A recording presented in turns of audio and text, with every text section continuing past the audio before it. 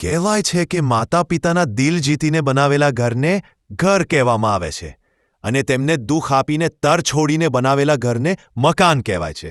પરંતુ આજના જમાનાના સંતાન ઘણીવાર ઘર બનાવવાના પ્રયત્નમાં પોતાના વડીલોનો અનાદર કરે છે. આ વાર્તા એક એવા દીકરાની છે જેણે પોતાના વૃદ્ધ અને લાચાર પિતાને બોજ માનીને તેમને વૃદ્ધાશ્રમના દરવાજા પર છોડી દીધા. તેને વિચાર્યું કે તેને તેના જીવનમાંથી એક વધારાની વ્યક્તિને કાઢી નાખી છે. પરંતુ તેને ખબર નહોતી કે બીજા દિવસે તે વૃદ્ધાશ્રમનો માલિક તેના દરવાજા પર એક એવું સત્ય લઈને આવે છે જે તેના પગ નીચેની જમીન હચમચાવી નાખશે. આ વાર્તા આપણને શીખવે છે કે આપણે આપણા માતા પિતાને છોડી દઈએ છીએ, પરંતુ તેમના દ્વારા કરવામાં આવેલા સારા કાર્યો અને આશીર્વાદ આપણને ક્યારેય છોડતા નથી. રાકેશ પોતાની નાની એવી દુનિયામાં ખૂબ ખુશ હતો. તેની પાસે એક સારી કંપનીમાં મેનેજરની નોકરી હતી, એક સુંદર પત્ની સુનીતા અને 2 સુંદર બાળકો હતા. એની પાસે એક મોટું 3 બેડરૂમનું એપાર્ટમેન્ટ, એક મોટી કાર અને દરેક પ્રકારની વૈભવી વસ્તુઓ હતી જેની દરેક વ્યક્તિને ઈચ્છા હોય છે. પરંતુ આ બધું હોવા છતાં એક વાત હંમેશા રાકેશ અને સુનીતાને પરેશાન કરતી હતી. રાકેશના વૃદ્ધ પિતા 75 વર્ષીય હરિભાઈ, જે નિવૃત્ત સ્કૂલ માસ્ટર હતા, હવે તેઓ નબળા અને બીમાર પડી ગયા હતા. વર્ષો પહેલાં તેમની પત્નીના મૃત્યુ પછી તેઓ સંપૂર્ણપણે એકલા પડી ગયા અને તેમના પુત્ર સાથે રહેવા શહેરમાં ગયા. હરિભાઈ એ પોતાનું આખું જીવન, બધી બચત તેમના પુત્ર રાકેશના શિક્ષણ અને એક સક્ષમ વ્યક્તિ તરીકે તેના વિકાસ માટે સમર્પિત કરી દીધી હતી. તેઓ એક સ્વાભિમાની અને સરળ માણસ હતા જેમને સદાય તેમના પુત્રની ખુશીમાં તેમની ખુશી જોઈ. પરંતુ રાકેશ અને તેમની પત્ની સુનીતાનો દૃષ્ટિકોણ અલગ હતો. તેઓ હરિભાઈને પોતાના ઘરમાં રહેલા ફર્નિચરનો એક ટુકડો માનતા હતા જે તેમની આધુનિક જીવનશૈલીમાં બંધ બેસતો ન હતો. એમને લાગતું હતું કે તેમના પિતાએ તેમની સ્વતંત્રતા છીનવી લીધી છે. તેઓ પોતાના ઘરમાં મિત્રોને આમંત્રણ આપી શકતા ન હતા, પાર્ટીઓ કરી શકતા ન હતા. તેમના પિતાની ઉદરસનો અવાજ, તેમની જૂની રહેણીકરણી અને તેમની દવાઓનો ખર્ચ, આ બધું તેમને બોજ જેવું લાગતું હતું.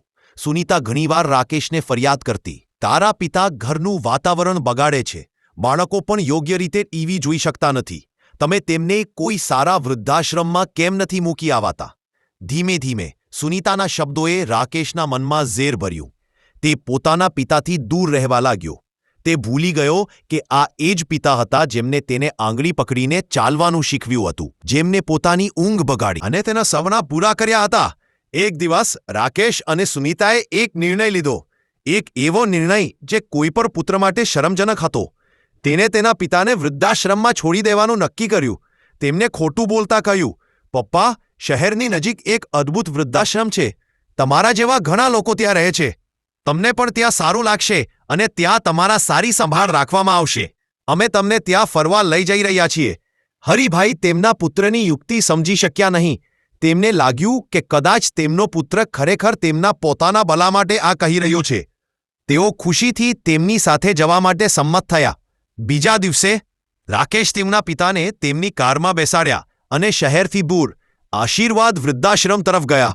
હરિભાઈ તેમના પુત્ર સાથે આખા રસ્તે વાતો કરતા રહ્યા. તેને તેના બાળપણની વાતો કહેતા રહ્યા. જ્યારે પથ્થર જેવો હૃદયહીન દીકરો રાકેશ શાંતિથી ગાડી ચલાવતો રહ્યો. આશીર્વાદ વૃદ્ધાશ્રમ એક વિશાળ અને સ્વચ્છ સ્થળ હતું, પરંતુ તેની દિવાલોમાં એક વિચિત્ર ઉદાસી અને શાંતિ હતી. રાકેશે ગાડીમાંથી ઉતરી મેનેજર સાથે વાત કરી, કેટલાક ફોર્મ ભર્યા અને કેટલાક પૈસા પહેલા જમા કરાવ્યા. બધી કાર્યવાહી પતાવી તે ત્યાંથી જવા લાગ્યો ત્યારે હરિભાઈ એનો હાથ પકડી લીધો. દીકરા, તું મને લેવા ક્યારે આવીશ? રાકેશે તેના પિતાની આંખોમાં જોયું પણ નહીં અને ઠંડા સ્વરે કહ્યું, જલ્દી પાછો આવીશ પપ્પા. તમે તમારી સંભાળ રાખજો. તેને એક અવાજમાં કહ્યું અને તે પોતાની કારમાં બેસી ગયો અને ચાલ્યો ગયો. તેને એક વાર પણ પાછળ ફરીને જોયું નહીં. વૃદ્ધાશ્રમના ગેટ પર ઊભેલ એક વૃદ્ધ માણસ, જેની આંખોમાં આંસુ હતા, તેને પોતાની દુનિયા તૂટી પડતી જોઈ. ઘરે પાછા ફરતા રાકેશ અને સુનીતાએ રાહતનો શ્વાસ લીધો. તેમને લાગ્યું કે જાણે તેના માથા પરથી એક મોટો બોજ ઉતરી ગયો હોય. તેમણે તે રાત્રે પાર્ટી કરવાનું નક્કી કર્યું.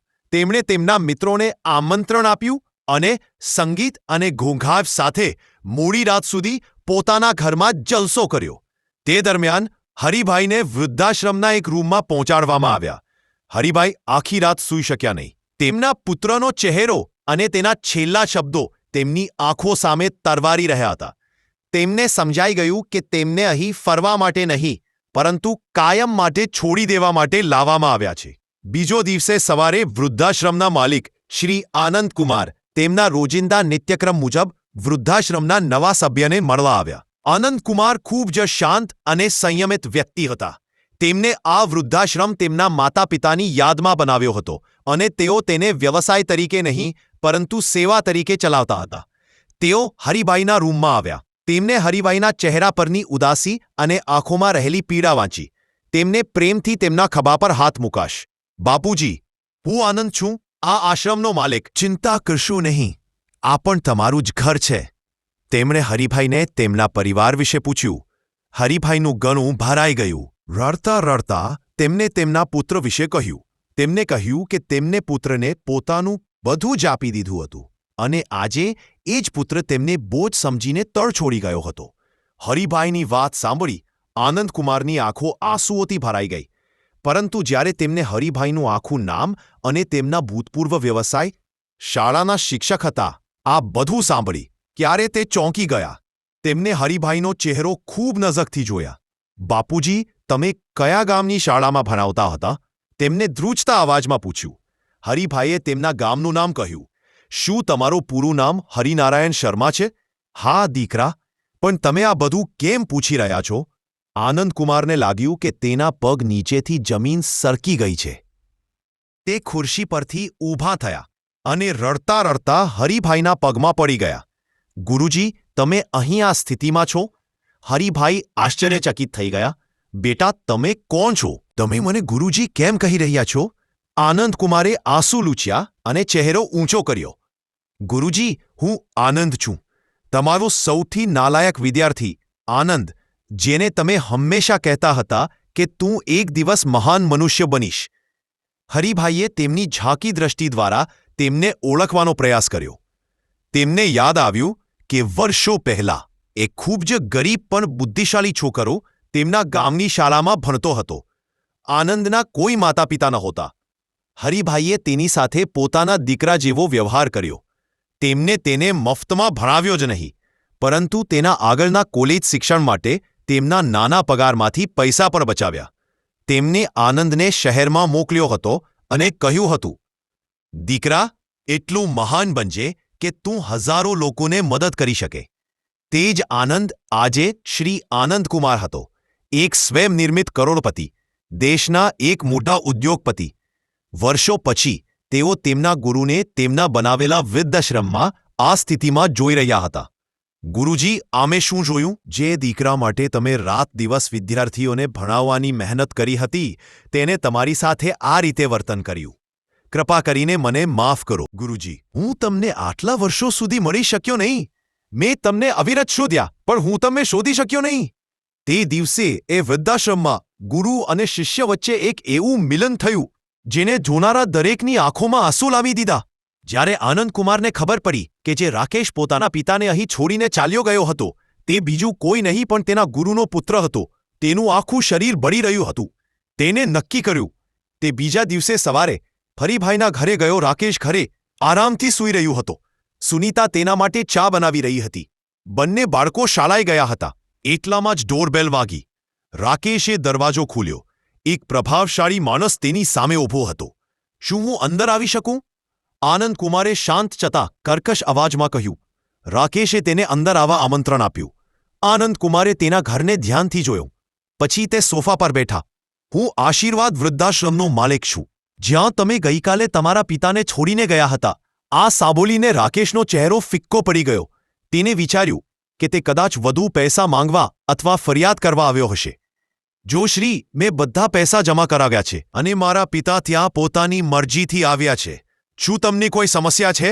આનંદકુમાર હસ્યા. એક સ્મિત જેમાં પીડા અને ગુસ્સો બંને હતા. તેને કહ્યું, સમસ્યા મને નહીં, પણ તમને જ થવાની છે. તમારો શું મતલબ છે? રાકેશે કહ્યું. આનંદકુમારે કહ્યું, તું મને કદાચ નહીં ઓળખે, પણ તારા પિતા હરિનારાયણ મને ખૂબ સારી રીતે ઓળખે છે. એ મારા ગુરુ છે. એ માણસ જેના કારણે હું આજે આ પદ પર છું. પછી આનંદકુમારે તેને આખી વાત કહી સંભળાવી. કેવી રીતે હરિભાઈ એક અનાથ બાળકને મદદ કરી હતી અને તેને શિક્ષણ આપ્યું, જેનાથી તે એક સક્ષમ વ્યક્તિ બન્યો.